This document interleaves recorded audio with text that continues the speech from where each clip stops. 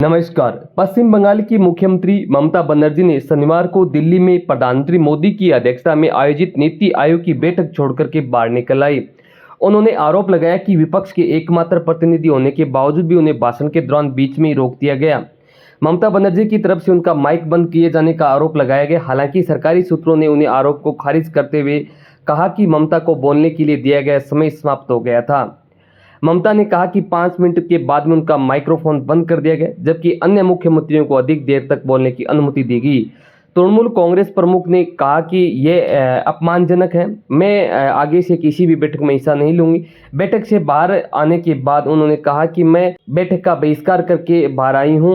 आंध्र प्रदेश के सीएम चंद्रबाबू नायडू को बोलने के लिए 20 मिनट दिए गए। असम, गोवा, छत्तीसगढ़ के मुख्यमंत्रियों 10 से 12 मिनट तक अपनी बात रखी और मुझे 5 मिनट बाद ही बोलने के लिए रोक दिया गया। ये एक अनुचित है। सरकारी सूत्रों ने कहा है कि यह कहना गलत है कि ममता का माइक्रोफोन बंद कर दिया गया था। उन्होंने कहा कि घड़ी के अनुसार उन्हें बोलने का समय समाप्त हो गया था। सूत्रों ने बताया कि वर्णानुक्रम के अनुसार ममता को बोलने की बारी दोपहर के भोजन के बाद आती है, लेकिन पश्चिम बंगाल सरकार के आधिकारिक अनुरोध पर उन्हें 7वें वक्ता के रूप में बोलने की अनुमति दी गई, क्योंकि उन्हें जल्दी कोलकाता लौटना था।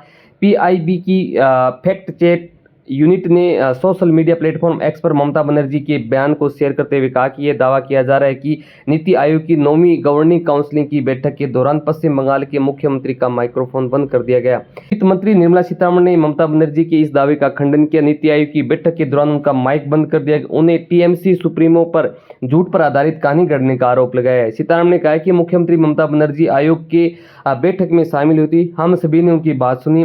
हर मुख्यमंत्री को समय दिया गया था और यह हर टेबल के सामने मौजूद स्क्रीन पर दिखाया गया था। उन्होंने मीडिया से कहा कि उनका माइक बंद कर दिया गया। यह पूरी तरह से झूठ है। हर मुख्यमंत्री को बोलने के लिए उनका उचित समय दिया गया था। केंद्रीय वित्त मंत्री ने कहा कि यह दुर्भाग्यपूर्ण है कि पश्चिम बंगाल के मुख्यमंत्री ममता बनर्जी ने दावा किया उनका माइक बंद कर दिया गया, जो सच नहीं है। उन्हें झूठ पर आधारित कहानी गढ़ने के बजाय उनके पीछे की सच्चाई बतानी चाहिए।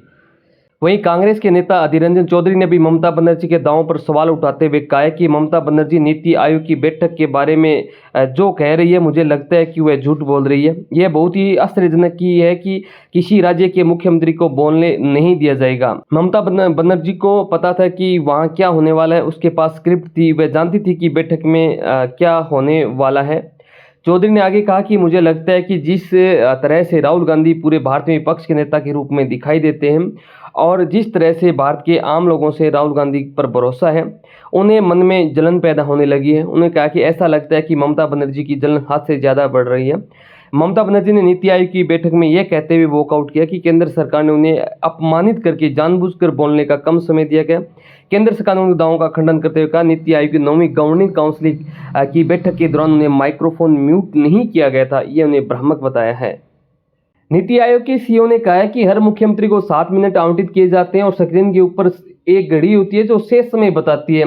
तो ये 7 से 6, 5, 4, 3 तक जाती है और उसके अंत में यह शून्य दिखाता है। शून्य है और कुछ नहीं है। उन्होंने कहा कि इसके अलावा और कुछ नहीं हुआ है। फिर उन्होंने कहा कि देखिए, मैं और समय बोलना चाहती थी, लेकिन मैं अब और नहीं बोलूंगी। बस इतना ही है और कुछ नहीं हुआ है। हम सबने सुना है। उन्होंने अपनी बातें रखी है। हमने सम्मानपूर्वक उनकी बातें सुनी है और नोट भी किए। केवल इस तथ्य का उल्लेख करना चाहूँगा कि मुख्य सचिव ने आना जारी रखा तथा उनके जाने के बाद भी वे कमरे में ही रहे, क्योंकि उन्हें कोलकाता की उड़ान पकड़नी थी।